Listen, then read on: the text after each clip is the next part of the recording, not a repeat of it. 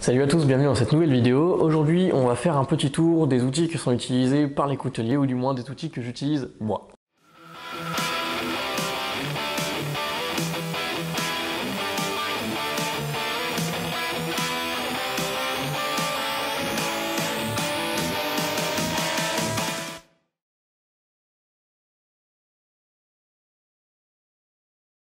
Dans la vidéo d'aujourd'hui, on va voir tous les outils qui sont indispensables à la réalisation d'un couteau. Et une fois qu'on aura fait cette base-là, je vais vous présenter différents outils qui, à mon sens, sont très utiles et vous font gagner beaucoup de temps. Je précise tout de suite que pour tout ce dont je vais parler dans la vidéo aujourd'hui, je vais vous mettre tout plein de liens dans la description pour que vous puissiez aller y jeter un œil et pour pouvoir vous les procurer si jamais vous en avez envie.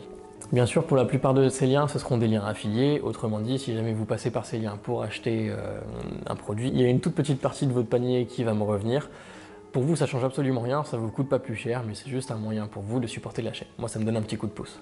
On va commencer tout de suite avec le basique du basique, c'est-à-dire des limes. Avoir un bon set de limes, c'est essentiel si vous voulez commencer à faire des couteaux. Il vaut mieux des limes qui soient fraîches, quasi neuves, parce que c'est comme tout, c'est du consommable, ça va s'user. Donc si vous utilisez des limes qui traînent, ça va prendre beaucoup de temps, ça va pas être efficace et ça va jouer sur votre patience. Donc si jamais vous voulez vous lancer dans la coutellerie, je vous conseille vraiment d'investir dans un bon set de limes. Il y a plein de qualités différentes. Le top du top, c'est Valorbe. Personnellement, moi, c'est pas ce que j'ai parce que je m'en sers pas tant que ça. Moi, j'ai des ours qui marchent très bien, mais qui demandent à être changés. Je vais bientôt les recycler en couteau. Vous allez trouver toute forme de lime. Je vous conseille de prendre une bonne variété. Moi, j'ai des limes plates, des limes triangles, des limes carrées, des limes rondes et demi-rondes. Vous avez également différents grains et surtout différentes tailles. Avoir un set complet de limes pour faire le gros du travail et un set complet de limes à aiguille, c'est également très important. En fait, les limes, c'est un petit peu l'outil de dernière course. C'est-à-dire qu'il y a certaines étapes pour lesquelles on ne peut pas se passer d'utiliser des limes. Vous avez beau avoir les meilleurs outils du monde, parfois on n'a pas le choix, il faut utiliser une lime. Et même si c'est l'outil le plus lent qu'on ait, autant avoir de la bonne qualité parce que sinon ça prend vraiment du temps. Pour travailler les plaquettes, ou du moins les plaquettes qui sont en bois, j'ai aussi investi dans des petites râpes aiguilles, donc l'équivalent des limes aiguilles, mais pour le bois, qui sont très efficaces. Et là aussi, je vous recommande vraiment de les acheter parce que ça vous permet de gagner beaucoup de temps. Deuxième chose très importante si vous voulez travailler de l'acier, une scie à métaux avec plusieurs sets de lames parce que vous allez en user. Je vous conseille également d'avoir une bonne scie à bois, donc je conseille les scies japonaises qui fonctionnent en tirant. Que ce soit pour découper vos lames ou pour découper vos plaquettes, c'est très important d'avoir des outils qui fonctionnent bien si vous n'avez pas d'outils électriques pour faire ça plus rapidement.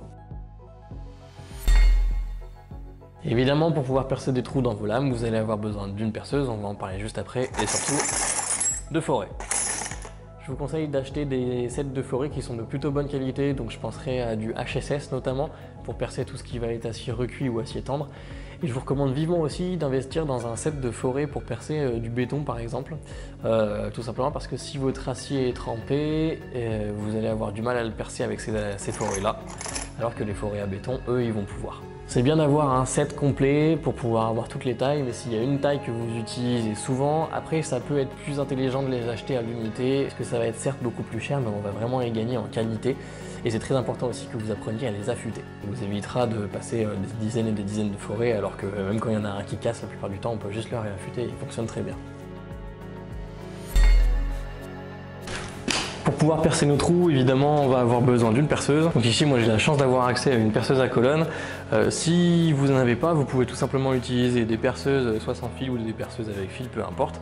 Par contre, je vous recommande vivement d'investir dans les espèces de petits équipements qui permettent de tenir la perceuse à la verticale. Ça vous permettra de mimer en fait une perceuse à colonne et ça va être beaucoup plus efficace que de simplement percer à la main et d'essayer d'être droit. C'est des équipements qui coûtent vraiment pas grand chose, ça doit être de l'ordre d'une vingtaine d'euros en plus du prix de la perceuse et vraiment ça fera toute la différence en termes de précision et de confort de travail.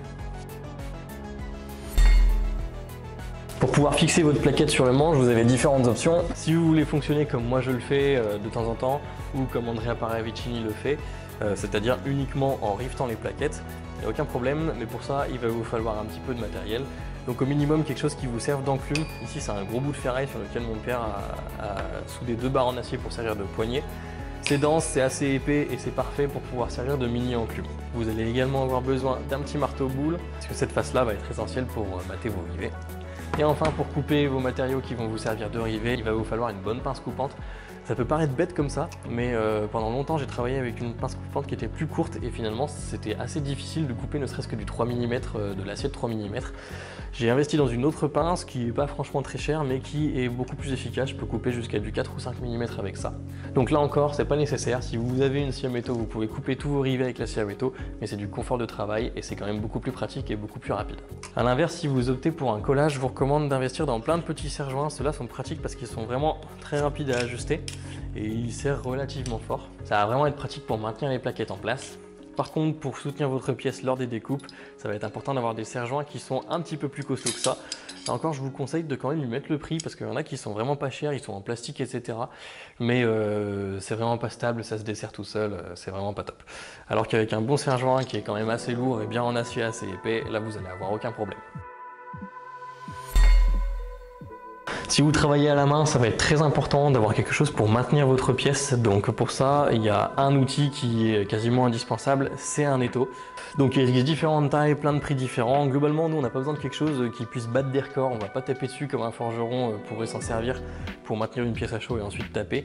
Sinon on va juste utiliser des limes dessus. Il suffit d'avoir quelque chose qui tienne bien la lame. Donc on a des petits qui sont comme ça, qui sont pas très onéreux, il y en a des beaucoup plus gros, parfois on en trouve sur les brocantes, ce genre de choses, donc ça peut être des bonnes affaires. Je vous recommande d'avoir un set de morts en aluminium, donc ici ils sont déjà en alu, et ici c'est deux cornières en alu que j'avais découpées, ça vous permet de serrer la lame assez fort sans la marquer, donc ça c'est quand même intéressant. Et si jamais vous voulez pas utiliser d'étau, il y a une petite astuce à connaître, vous pouvez utiliser deux serre-joints. Le premier serre-joint va tenir la lame et va remplacer en fait les morts de l'étau, et le deuxième va fixer le premier serre-joint à la table, ce qui fait que ça bouge plus et on va quand même pouvoir travailler avec la lame à la verticale. Et enfin, très important, si vous travaillez à la main, toutes vos finitions, vous allez les faire avec du papier de verre. J'ai plein de vidéos qui présentent différents papiers de verre, qui expliquent comment faire différentes finitions. Donc je ne vais pas trop m'étendre sur le sujet, mais c'est vraiment très important d'une part que vous ayez un papier de verre qui soit adapté au travail sur acier et d'autre part qu'il soit de bonne qualité. Il y a différents papiers de verre, différents fabricants et vraiment, moi j'ai galéré longtemps avec du papier de verre qui n'était pas adapté. C'est vraiment pas rigolo à travailler. Quand vous en trouvez un qui fonctionne bien avec votre méthode, vraiment ça fait une grosse différence. Donc moi j'utilise celui-ci, c'est du stéarate d'aluminium, ça fonctionne plutôt bien. Donc ça fait des années que j'utilise, comme vous voyez je le commande directement en grande quantité. Là encore vous trouverez tous les liens dans la description, mais je vous laisse vous faire votre avis. Il y a plein de fabricants et plein d'abrasifs différents. Il faudra en tester plusieurs et trouver celui qui fonctionne le mieux pour vous. Et enfin, le dernier outil indispensable pour pouvoir faire un couteau, c'est une source de chaleur. Donc pour ça, vous pouvez tout simplement utiliser un feu de bois ou un barbecue dans lequel vous utilisez soit du bois, soit du charbon de bois, soit du charbon de forge directement, et sur lequel vous pouvez souffler avec un sèche-cheveux, comme ça renvoie de l'air et ça permet de chauffer très vite. Personnellement, j'ai testé beaucoup de choses, donc j'ai testé une forge en utilisant du bois, en utilisant du charbon de bois, en utilisant du charbon de forge. Le top du top, c'est des fours de trempe électriques qui sont très efficaces et qui vous permettent de traiter quasiment tous les aciers qui existent. Sauf que c'est très onéreux. Et au final, pour ma part, ce qui fonctionne le mieux, c'est vraiment la forge à gaz. C'est vraiment ce qu'il y a de plus simple à utiliser. Les bouteilles de gaz, ça se trouve dans tous les supermarchés, donc il n'y a pas de problème pour trouver du carburant. C'est très simple d'utilisation, ça peut faire un petit peu peur au début, mais finalement, il y a 2 ou 3 manivelles à tourner. Quand on a encore 2 neurones qui se touchent, ça suffit pour s'en servir. Par contre, là encore, vous allez trouver de tous les prix. Il y en a qui sont très performantes à plusieurs milliers d'euros et il y en a qui sont très abordables. Celle que vous me voyez utiliser dans les vidéos, je ne vais pas vous la montrer aujourd'hui et je vais surtout pas vous la conseiller. Je me souviens plus du nom, mais je sais que ça se finit en I. J'ai trouvé sur Etsy, ça provient d'une île méditerranéenne. Vraiment, je vous la conseille pas. D'une part parce qu'elle est très chère. Je l'ai payée environ 400 €. Ce qui me faisait un petit peu peur à l'époque, et finalement en y réfléchissant, je crois que je l'aurais pas acheté si j'avais su ce qu'il y avait pour la suite. En fait, elle est absolument pas adaptée, les brûleurs sont pas adaptés pour faire une forge. Donc elle chauffe pas très vite, elle tousse au démarrage, elle a du mal à se lancer, et surtout elle chauffe pas très haut. Je crois que je dois atteindre 900 et quelques degrés, ce qui pour une forge est franchement pas top, parce que rien qu'avec du charbon de bois, si vous soufflez dessus, vous atteignez des températures de soudure. Donc vraiment c'est pas top. La seule raison pour laquelle je l'ai acheté, c'est qu'elle a une chambre qui est assez large et que je pouvais tremper mes têtes de hachette dedans. Sauf que des hachettes, j'en fais pas non plus tous les jours. Donc vraiment, je vous la conseille pas. Par contre, à l'inverse, il y a des petites forges qui sont très connues dans le milieu, surtout pour les débutants ou pour tous les couteliers qui qui font des salons, ce genre de choses, et qui ont besoin de petits matériels qui puissent se transporter facilement. La marque est assez connue, elle s'appelle Devil Forge, vous la trouvez sur Amazon, eBay ou directement sur leur site internet. Et ils proposent différents types de forges, il y en a qui sont très grandes et qui valent plusieurs centaines d'euros, et il y en a qui sont assez petites et qui sont assez abordables, à environ une centaine d'euros. Il y a un seul brûleur, mais elles sont très efficaces. Vous allez pouvoir faire de la forge avec, des traitements thermiques sans aucun problème. Et si vous l'isolez un peu et que vous poussez un peu sur le gaz, vous atteindrez même des températures de soudure. Donc vraiment, je pense que ça c'est un investissement qui en vaut le coup une fois que vous avez votre base d'outils. Avoir une bonne forge que vous apprenez à utiliser, même si c'est que pour faire des traitements thermiques, ça va vraiment vous changer la vie. Moi, même si je ne suis pas satisfait de ma forge parce que j'estime que je l'ai payé trop cher par rapport à ce qu'elle produit, je m'en sers quand même à chaque série de couteaux parce que c'est beaucoup plus pratique que de travailler avec une forge à charbon ou une forge à gaz. Il n'y a pas de fumée, il n'y a rien, c'est tellement plus simple. On vient de passer en revue tous les outils que j'estimerais essentiels, c'est-à-dire que juste avec ça, vous avez la capacité de faire un couteau. Maintenant, on va voir d'autres outils qui eux sont électriques et qui vont essentiellement avoir pour but de vous faire gagner du temps par rapport à si vous faisiez tout à la main. Je vais essayer de les traiter dans l'ordre d'achat entre guillemets, ce que je considère que vous devez acheter en premier et ce dont vous pouvez vous passer. Évidemment, l'outil indispensable de tout coutelier ou de toute personne en fait qui travaille un petit peu de l'acier, c'est la meuleuse. Et ça vraiment, si vous avez un outil électrique à acheter, je vous conseillerais d'acheter celui-là. Pourquoi? Parce qu'avec une meuleuse, vous allez pouvoir découper vos profils, vous allez pouvoir façonner vos profils avec des disques à ébarber, et vous allez pouvoir aussi réaliser vos émoussures avec des disques à ébarber ou des disques à lamelles. Et vous avez également plein de petits accessoires, notamment des plateaux qui vont vous permettre de réaliser des émoutures qui peuvent être très propres. Alors oui, ça demande un petit peu d'entraînement, mais j'ai travaillé longtemps avec juste une meuleuse et des limes et franchement ça fonctionne très bien. Encore une fois, acheter de la qualité c'est important. Donc celle-ci c'est une marque Bosch que j'ai achetée en magasin, je suis pas du tout affilié à eux, j'ai pas non plus de partenariat avec eux, je suis pas payé pour vous en parler. Simplement c'est une marque qui est connue, qui fonctionne très bien. C'est surtout des outils qui sont solides. Typiquement pour les meuleuses, c'est des outils qu'on va avoir tendance à un peu surmener, hein. Ça chauffe très vite, dès qu'on attaque sur des épaisseurs un petit peu épaisses, on va s'en servir longtemps, donc le moteur chauffe. Si vous n'avez pas un outil de qualité, elle va cramer et vous allez devoir en racheter très souvent. Je me souviens plus dans quel magasin j'avais vu ça, mais en gros ils vendaient une meuleuse plus un petit pack de disques à 20 €. Autant vous dire qu'à la seconde où votre meuleuse elle va toucher de l'acier qui va être plus épais que 4 mm, c'est fini, hein, vous allez devoir la racheter. Donc autant y mettre le prix une bonne fois pour toutes, acheter pas mal de disques à découper parce que vous allez en passer beaucoup. Ensuite, évidemment, vous adaptez vos achats à l'usage que vous en avez. Mais globalement, une meuleuse, c'est vraiment très efficace, très polyvalent et ça va vous changer énormément de choses si vous travaillez uniquement à la main. À l'instant où vous allez acheter une meuleuse, vous allez gagner énormément de temps sur énormément d'étapes. Évidemment, dès lors que vous travaillez avec des outils électriques, il va vous falloir des équipements de protection individuels. Donc, de quoi protéger vos oreilles. Il y en a qui préfèrent mettre des boules caisses ou directement leurs écouteurs, ce genre de choses, il n'y a pas de problème. Moi, j'aime beaucoup les casques comme ça parce que c'est rapide à utiliser et ça fait pas mal aux oreilles. Et enfin, l'indispensable, c'est vraiment un casque de protection intégrale pour lequel vous avez une visière et de quoi protéger les poumons. Il y en a certains qui préfèrent acheter uniquement la partie masque et ensuite mettre des lunettes. Je trouve que ça, plus ça, ça commence à faire beaucoup sur la tête, alors que si on a tout en une fois, ça fonctionne très bien. Moi, je suis très content du masque que je viens de vous montrer. Vous allez trouver un lien dans la description pour l'acheter. Je tiens à préciser une petite chose, c'est qu'il est assez lourd, donc si on passe longtemps sur le backstand, ça peut faire mal à la tête. Et autre chose, il offre quand même une petite résistance à la respiration. Donc moi, je sais que j'arrive à m'en sortir sans avoir besoin de respirer beaucoup, entre guillemets. J'ai pas besoin de prendre des grandes inspirations. Mais pour les personnes qui ont tendance à avoir le souffle coupé assez vite, ce sera peut-être pas la meilleure option pour vous. Le deuxième outil après la meuleuse qui est à mon sens très important d'avoir, c'est la Dremel. Donc c'est ce genre d'outil, vous trouverez plein de modèles différents, des modèles qui fonctionnent sur batterie, des modèles avec des fils, des modèles sur lesquels on va pouvoir brancher des espèces de petits stylos qui vont vous permettre de donner une extension et beaucoup plus de manœuvres. Globalement, il y a plein de déclinaisons différentes. C'est des outils qui sont pas super chers. Ce que je pense qu'il est intéressant d'avoir sur ce genre d'outils, c'est d'une part un moteur assez efficace sur lequel on peut contrôler la vitesse, ça c'est important surtout si vous travaillez avec différents matériaux. Le bras stylo est aussi intéressant à avoir, surtout si vous voulez travailler en précision. Dès lors que vous allez commencer soit à faire de la gravure ou à utiliser ça sur des passe-doigts ou que vous allez vouloir faire des textures sur certaines surfaces, c'est important d'avoir ce genre de matériaux, sinon vous allez être trop gêné par le poids de l'outil pour être précis. Et après, vous trouverez des dizaines et des dizaines d'équipements différents. En général, ils adorent vous vendre des gros paquets avec des centaines et des centaines d'outils, dont 90% desquels vous n'allez pas vous en servir. Voilà, comme ça c'est dit. Ce qui est intéressant d'avoir lorsqu'on a peu de matériel en coutellerie, c'est éventuellement les petits disques à découper, même si en ayant une meuleuse, ils servent vraiment à rien parce que la meuleuse est toujours beaucoup plus efficace. Les petits manchons avec les abrasifs qui vont bien, ça oui c'est très efficace dès lors que vous allez vouloir travailler des passe-doigts ou travailler un peu sur vos plaquettes ou faire des textures, c'est important d'avoir ça. Pour ma part, je travaille beaucoup le cuir, donc j'ai aussi des petits brunissoirs faits pour le cuir. De temps en temps, je me sers aussi de petites roues Scotch-Brite. Bon là c'est beaucoup plus anecdotique, mais si vous travaillez par exemple sur des petites pièces, sur des gardes ou pour les anneaux, sur les carambites, ce genre de choses, ça peut être pratique. Et enfin, autre chose de très important, les petites fraises carbure qui vont vous permettre de faire des textures, d'enlever beaucoup de matière si vous voulez par exemple découper une forme à l'intérieur d'un morceau d'acier. Vous avez également l'équivalent en petites fraises diamantées, pareil, pour pouvoir faire des dents ou des crans sur vos lames, ça c'est très important, c'est très utile. Voilà. Donc globalement, beaucoup d'accessoires, dont la grosse majorité, vous n'allez pas vous en servir.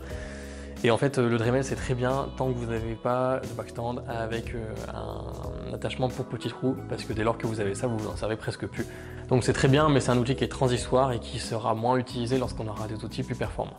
Et je précise également que c'est un outil de finition. Si vous avez beaucoup de matière à enlever, enlevez-le à la mêleuse, enlevez-le avec les limes et utilisez ça pour polir surtout. Parce qu'après les gens ils disent ça a chauffé, ça a cassé. Oui, enfin bon, c'est pas fait pour ça. Je passe très rapidement sur les tourets parce qu'à mon sens, c'est absolument pas un nécessaire. Moi, je m'en sers pour ainsi dire jamais du touret. Le seul touret dont je me sers, c'est celui que j'ai rangé dans le placard là-bas et sur lequel j'ai mes frottes à polir. Donc si vous voulez faire des polis miroirs, oui, achetez un bon touret, achetez des bonnes frottes à polir et de la pâte à polir. Si jamais les polis miroirs, c'est pas votre cam quoi, n'en achetez pas, ça sert pas à grand chose. Ces pierres là elles fonctionnent bien pour enlever de la matière, mais finalement elles font rien de plus que ce que ferait une meuleuse. Une machine qui est très importante et qui va vraiment vous changer la vie, c'est la ponceuse stationnaire. J'ai longtemps travaillé avec une espèce de petite ponceuse à parquet que je coinçais dans l'étau et ensuite sur laquelle je pouvais faire mes émoutures. Je vous le recommande pas. Alors certes, quand on a l'habitude de travailler qu'avec la meuleuse, ça fait déjà un changement, mais finalement les bandes coûtent très cher, elles s'usent très vite et ça chauffe très vite, donc c'est vraiment pas pratique. Par contre, si vous devez investir dans une ponceuse à bande, investissez directement dans une ponceuse stationnaire. Alors certes, on est très loin de ce que va vous permettre de faire un backstand, mais ça va vous permettre déjà une grosse différence par rapport à du travail simplement à la main. Je vous recommanderais aussi d'investir dans des abrasifs de qualité. Donc oubliez tout ce qui est oxyde d'aluminium, prenez du zirconium. Ça coûte un tout petit peu plus cher, mais vraiment ça fait une énorme différence, surtout au niveau du travail du bois. J'ai longtemps acheté mes abrasifs sur cette machine-là, à droite à gauche, sur Amazon ou sur AliExpress. Depuis que je suis passé chez Prix Abrasif, je prends que du zirconium et vraiment ça fait une grosse différence, surtout le grain 40 qui est très long, qui a une grande durée de vie et qui me permet de façonner des plaquettes très rapidement. Sur cette machine là, vous allez pouvoir travailler du bois, du G10, tout un tas de matériaux, tous les matériaux que vous pouvez utiliser pour le manche, et vous allez aussi pouvoir travailler vos lames. Par contre, ce qui est important de savoir, c'est que là, votre plaque est directement sur une platine qui est plus large que la bande. Et c'est pas le cas sur le backstand où la bande, elle, est de la même largeur que la platine qui est derrière, et vous pouvez aussi bouger un peu la bande.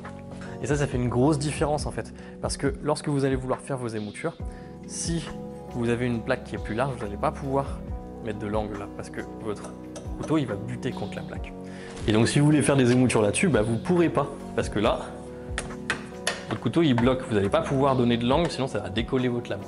Donc il va nécessairement falloir que vous la modifiez et que vous ajoutiez un petit élément pour pouvoir vous en servir pour faire des émoutures. Le petit élément en question, bon j'arrive pas à le retrouver donc je vous le donnerai pas dans cette vidéo, mais je le présente dans une autre vidéo, je vous mettrai un lien dans la description pour que vous puissiez aller y jeter un œil plus en détail. En gros c'est une petite plaque en angle que mon père m'a faite et que je pouvais visser sur le côté là et qui permettait en fait de soulever la bande comme ça. Elle était usinée de ce côté pour que ça fasse un jour là et là il y avait l'arrêt de la plaque. Donc en fait ça me soulevait ma bande et ça me faisait comme sur le backstand. Ça fait que je pouvais mettre ma bande là et que après ça me donnait la place pour pouvoir incliner mon couteau et pour pouvoir réaliser mes émoutures. Là encore pour l'acier c'est une machine qui fonctionne pas très vite donc je vous recommande de dégrossir les émoutures à la meuleuse et de les terminer avec cette machine là. Vous allez aussi pouvoir commencer tout votre travail de polissage sur cette machine là. On est loin de ce que permet de faire un backstand, mais c'est très efficace et c'est franchement un gros gain de temps. Autre chose de très intéressant sur cette machine, c'est la possibilité d'avoir un petit disque sur le côté pour lequel vous trouvez des abrasifs comme ça, des disques abrasifs. Moi, ils fonctionnent avec des scratchs. Vous en trouvez dans plein de grains différents et surtout, ils sont pas très chers ces petits disques-là. Donc moi, je les utilise un petit peu à outrance. Je les change très régulièrement et très facilement parce qu'ils sont pas chers et ça me permet vraiment de façonner mes plaquettes, de façonner mes profils sur le bois et de commencer mon polissage. Ici, j'ai du grain 40 et ici, j'ai du grain 240. Je dégrossis avec ça et je commence mon polissage avec ça. Ça, c'est un gros gain de temps. Et vraiment, sans ce petit disque-là, ça changerait énormément ma façon de travailler. L'autre outil que je vous conseille d'acheter ensuite, c'est la scie à ruban. Donc là aussi, vous trouverez plein de modèles différents, des tailles différentes. Plus vous montez en prix, plus les tailles sont grandes. Moi, c'est pas ce qui me convenait. C'est-à-dire que j'avais aucun problème à payer ça plus cher. C'était pour de la meilleure qualité, mais nécessairement, ça prenait plus de place. Alors moi, je voulais vraiment garder la possibilité d'avoir une scie à ruban que je pouvais déplacer facilement. Donc l'option que j'ai trouvée ici, c'est une Einel. Là encore, je ne suis pas du tout payé par la marque pour vous en parler. Quoi qu'il en soit, c'est une machine qui est pas très chère, elle m'a coûté un petit peu moins d'une centaine d'euros. Elle tient pas beaucoup de place, elle est pas très lourde, donc je peux la déplacer facilement, ce qui moi m'arrange parce que même si vous avez l'impression que j'ai beaucoup de place ici, en fait je suis chez mes parents et donc je partage l'atelier avec mon père et mon frère. Et finalement, si je mets les outils un peu partout, ça fonctionne pas, on en a toujours plein les pattes. Donc il me fallait quelque chose que je puisse bouger facilement et que je puisse ranger dans mon petit coin sans trop de problèmes. Je suis globalement plutôt content de cette petite machine. Les points négatifs dessus, c'est que j'ai dû changer assez rapidement les petits roulements sur lesquels la lame glissait parce qu'ils se sont usés très très vite. Donc j'en ai acheté de meilleure qualité et depuis j'ai aucun problème.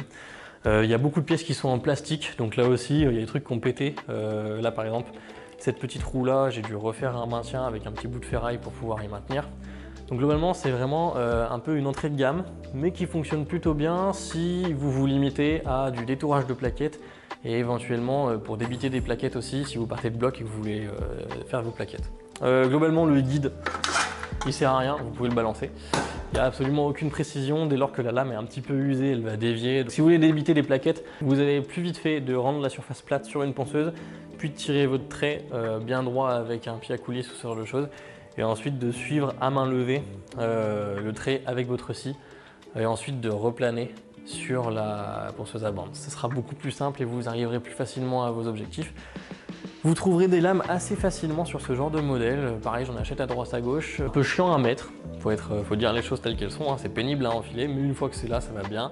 Il faut les changer régulièrement puisqu'elles s'usent quand même assez vite étant donné qu'elles sont pas très grandes. Mais globalement, ça c'est un outil qui va vous permettre de gagner énormément de temps dans la découpe de plaquettes, qui va grandement limiter vos casses de plaquettes aussi parce que vous avez un support sur votre découpe, là où en utilisant une scie, vous n'en avez pas. Et ouais, globalement, c'est un grand gain de temps. Je regrette de ne pas l'avoir acheté plus tôt. Même si c'est pas de la top qualité, je regrette vraiment de ne pas l'avoir acheté plus tôt.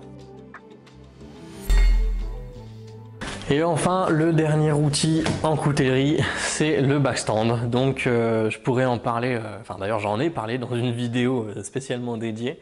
Il existe énormément de modèles, énormément de fabricants, énormément de tailles différentes. Donc vous avez le choix, il y a plein de budgets différents en fonction des accessoires que vous voulez.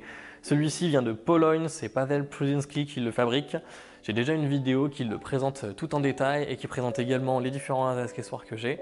Donc j'ai une roue de contact que je me suis fabriquée moi-même et j'ai aussi un support pour des petits trous.